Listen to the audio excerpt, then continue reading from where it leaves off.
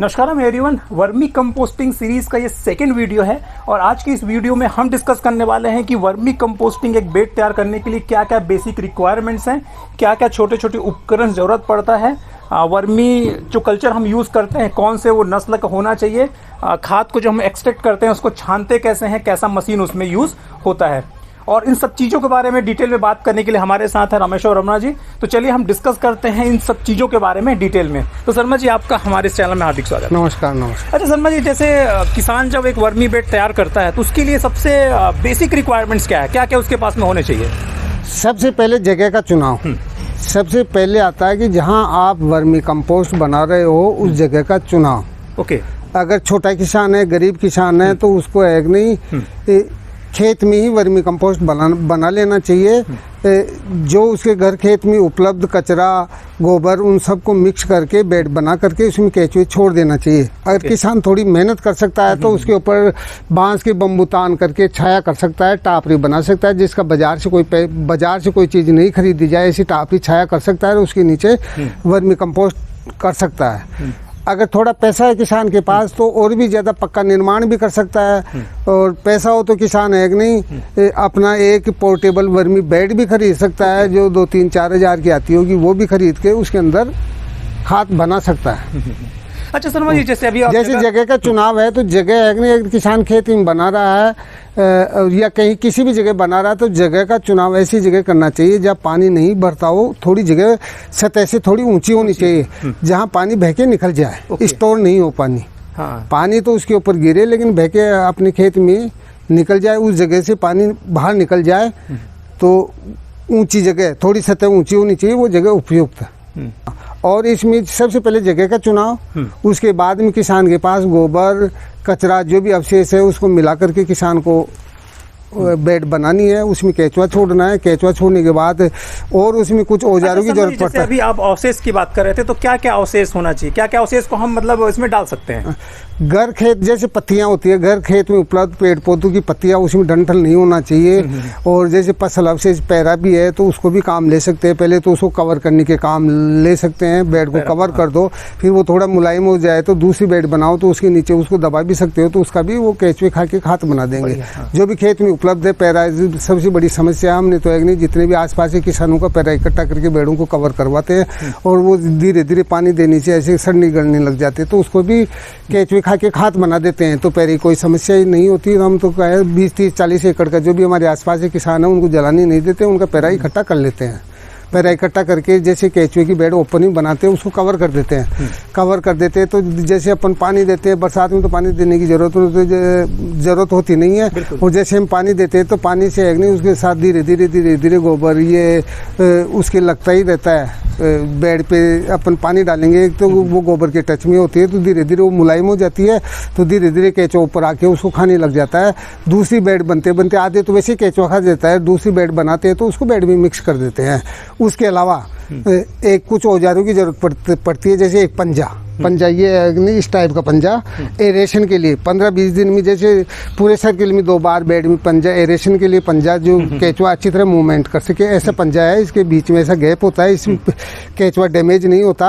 अच्छा, और 15 हाँ देख फ्रेंड्स, यहाँ पे आप देख सकते हैं बिल्कुल ब्लंट है और इसको इसलिए रखा गया ताकि केचुआ इससे डैमेज ना हो, आप बहुत आसानी से। और ये इसका ये करीब 2 फुट का है, तो आराम से खड़ा आदमी की कमर में दर्द नहीं हो, खड़ा आदमी आराम से पंजा लगा ले।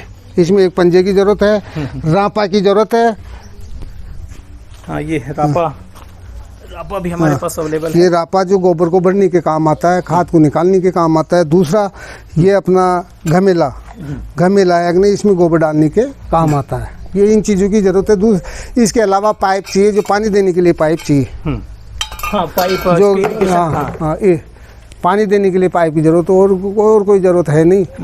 तो ये जगह का चुनाव भी जहाँ करोगे नहीं आप, उसके पास पानी का स्रोत पास होना चाहिए। हाँ, ताकि तुरंत पानी दे दे। बिल्कुल। तो फ्रेंड्स अभी आप देख सकते हैं छोटे छोटे कुछ इंस्ट्रूमेंट बताए, जैसे कि पंजा है, रापा है और धमेला है। इनको आप अपने लोकल शॉप से ले सकते हैं, या अगर आपके आसपास में लोकल शॉप नहीं है तो आप ऑनलाइन भी किसानों के पास वैसे तो ये चीजें रहती है, किसानों के पास रहता है, रहता ही है। अगर किसान को जैसे पंजा नहीं बनाना दूर था तो हाथ से भी लगा सकता है पंजा, बिल्कुल हाथ से भी लगा सकता है। पैसे खर्च, अगर छोटा किसान है उसको अगर नहीं 200 रुपये खर्च करने नहीं है तो हाथ से पंजा लगा सकता है, कोई दिक्कत नहीं। लकड़ी का भी बना सकते हैं, लकड़ी का भी बना सकते हैं, बिल्कुल। जैसे किसी लंबा कमचील लोग, हाँ, ये सिस्टम बता दिया, इस सिस्टम से वो आगे बांध करके कर सकते हैं। अच्छा शर्मा जी, जैसे ये तो हो गया इसके बेडिंग के बारे में, इंस्ट्रूमेंट के बारे में। अब इसमें एक मेन यूनिट है, जो इम्पोर्टेंट यूनिट है, वो है केंचुआ। केंचुआ, तो केंचुआ कौन से प्रजाति का ज्यादा सबसे अच्छा रहता है? ऐसे तो केंचुआ के हजारों प्रजातियों के होते होंगे, लेकिन अपने भारत में ज़्यादातर 2 ही प्रजाति के केंचुए वर्मी कंपोस्ट बनाने के लिए प्रयोग किए जाते हैं। पहला आशनिया फिटेडा, इसकी लंबाई छोटी होती है, ये मल्टीप्लाई फास्ट होता है और ये हर टेम्परेचर में अपने आप को जिंदा रखता है, यानी जुझारू प्रवृत्ति का केंचुआ है। ये हाई टेम्परेचर पर भी जिंदा रहता है। ज़्यादा टेम्परेचर आप खेत में बनाओगे, उसमें थोड़े किसान लापरवाही कर जाता है तो वो क्या है कि थोड़ा सा ज़मीन में नीचे नमी में जा करके भी जिंदा रहता है। ओके। तो उसका जिंदा रहने के उसके फिर आप कचरा गोबर डालोगे नहीं तो वो वापस ऊपर आ जाएगा खाने के लिए, हाँ, वो मरेगा नहीं।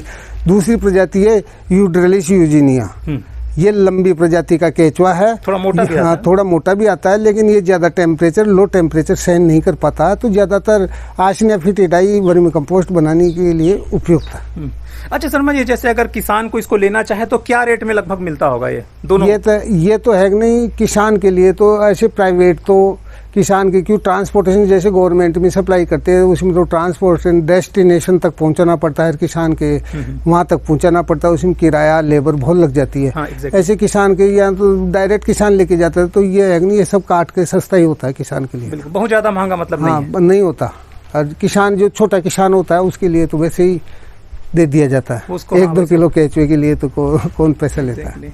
अच्छा शर्मा जी, आप अपने क्या फॉर्म में केंचुआ बेचते हैं? हाँ, मेन काम केंचुआ का ही, अपना खाद का नहीं है, मेन काम केंचुआ का ही। जैसे अगर दूसरे स्टेट के लोग भी इस हमारे वीडियो को देख रहे होंगे तो वो आपसे अगर केंचुआ लेना चाहे तो कैसे वो ले सकते हैं?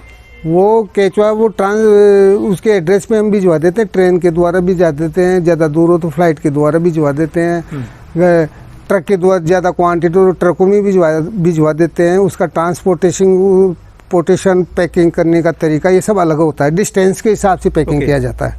जितनी डिस्टेंस है उस हिसाब से इसको पैकिंग किया जाता है। हम आपको बताएंगे अभी कैसे दूरी के हिसाब से केंचुए को कैसे पैकिंग किया जाता है और कैसे भेजा जाता है, हर चीज़ का ध्यान रखा जाता है उसमें।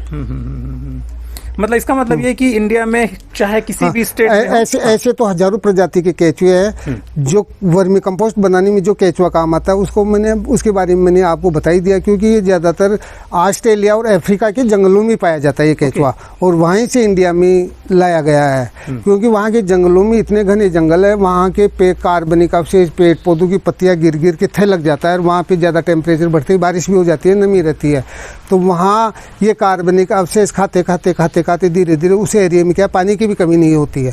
तो अपने इंडिया में भी चाहिए कि जो अपने जंगल है, जो फॉरेस्ट है, जहाँ पे पानी का आगे जा करके, जैसे मैंने एक लेक में पढ़ा था, 40 साल बाद में पीने के पानी की भी दिक्कत होने लग जाएगी, जैसे बस्तर एरिया में देख लो आप।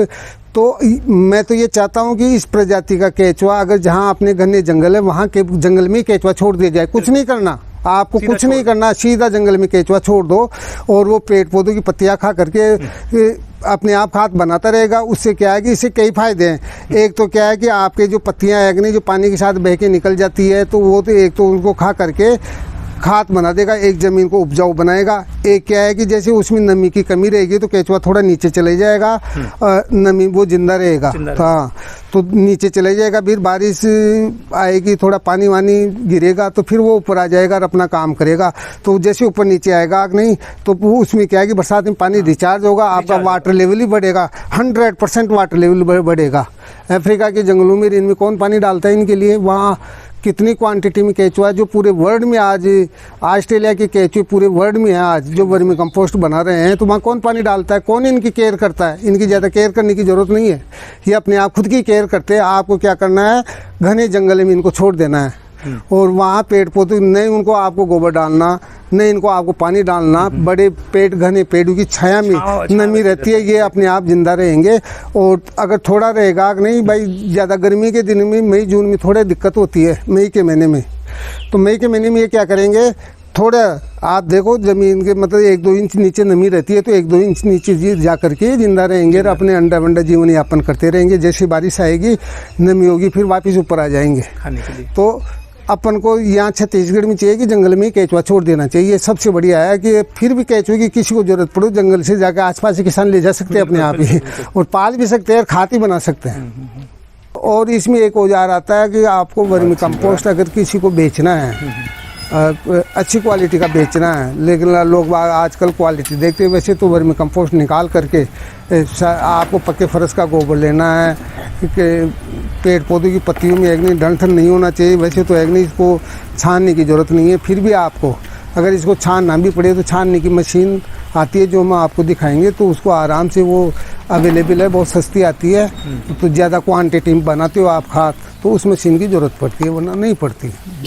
तो फ्रेंड्स, ये तो रही बात रामेश्वर वर्मा जी से। अभी हम सीखे कि बेसिक रिक्वायरमेंट्स एक वर्मी बेड बनाने के लिए क्या क्या जरूरत होता है, जिसमें शर्मा जी बता रहे थे कि एक अच्छा सा बेड होना चाहिए, मीन्स सतह से थोड़ा ऊपर होना चाहिए ताकि वहाँ पे वाटर लॉगिंग ना हो, और कुछ छोटे छोटे इंस्ट्रूमेंट्स थे जैसे पंजा था, रापा था, धमेला था, और साथ ही साथ हमारे जो केचुआ है उसका प्रजाति। अगर इससे रिलेटेड आपकी कोई भी क्वेरीज हैं तो प्लीज़ आप नीचे हमको डिस्क्रिप्शन बॉक्स में जरूर लिखें, या अगर आपको हमारे शर्मा जी से बात करना है तो आप इनके नंबर में डायरेक्ट फ़ोन कर सकते हैं। Thank you.